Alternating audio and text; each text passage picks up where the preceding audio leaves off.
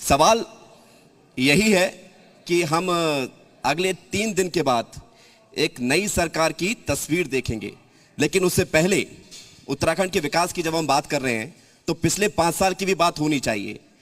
तो इन 5 सालों में उत्तराखंड का विकास कितना हुआ था, तस्वीर क्या बदली, और जिस नए उत्तराखंड की परिकल्पना सभी ने की, हर किसी के मन में था कि एक नया हमारा उत्तराखंड बने, क्या उसमें आप उतना जितना आपको काम करना चाहिए था कर पाए? देखिए विवेक जी, निश्चित रूप से जब हम उत्तराखंड राज्य की बात करते हैं तो डबल इंजन की सरकार की बात इस रूप में सबके जहन में रहती है। आज आप देखेंगे कि उत्तराखंड राज्य में पिछले 5 साल का अगर हम आकलन करें तो नरेंद्र मोदी जी के मार्गदर्शन में, उनके आशीर्वाद से उत्तराखंड राज्य में उन सारी योजनाओं को हम धरातल पर उतारने में सफल रहे हैं। आज आप देखेंगे उत्तराखंड सबसे बड़ा किसी भी राज्य के विकास का जो एक मापदंड हम होता है, वहाँ की कनेक्टिविटी होती है। आज जब हम राज्य की कनेक्टिविटी की बात करते हैं, चाहे वो रेल कनेक्टिविटी की बात करें, चाहे रोड कनेक्टिविटी की बात करें, चाहे एयर कनेक्टिविटी की बात करें, उसमें हमने अमूलचूल कार्य किया है, बहुत बड़े काम किए हैं।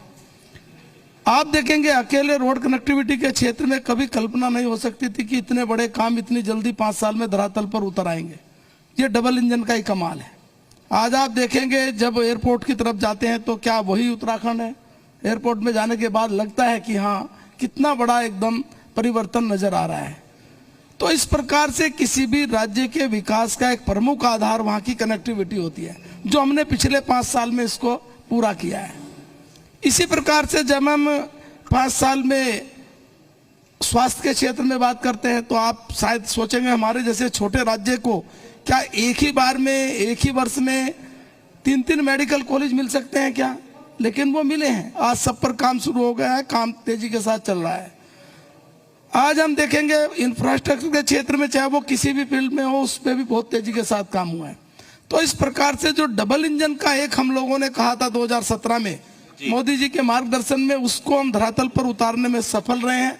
और उसी का परिणाम है कि हम चुनाव में जिन प्रमुख मुद्दों को लेकर गए थे, हमारा प्रमुख आधार यही था कि डबल इंजन के कारण हमारे राज्य में ये सारी जो हमें होना चाहिए था, हमने इसमें सफलता प्राप्त की है और ये हमारा प्रमुख आधार रहा है। तो आपने इतने सारे काम गिना दिए, इतने सारे काम गिनाने के बाद लगता है कि उत्तराखंड की तस्वीर तो पूरी बदल गई होगी। तो फिर जनता ने नई तस्वीर के लिए कितनी सीटें दे दी हैं? जो भी पिक्चर खुलनी बाकी है, क्या आकलन आपका कहता है? अब तो 20 दिन भी गुजर गए, वोटिंग हुए कुछ। तो विवेक जी, राजनीतिक दल जब काम करते हैं तो एक लक्ष्य को लेकर वो काम करते हैं। हमने अपने कार्यकर्ताओं को एक लक्ष्य मानकर कि हम 2017 से बड़ी विजय प्राप्त करें, और एक इस लक्ष्य के साथ हमारा कार्यकर्ता काम में जुटा है।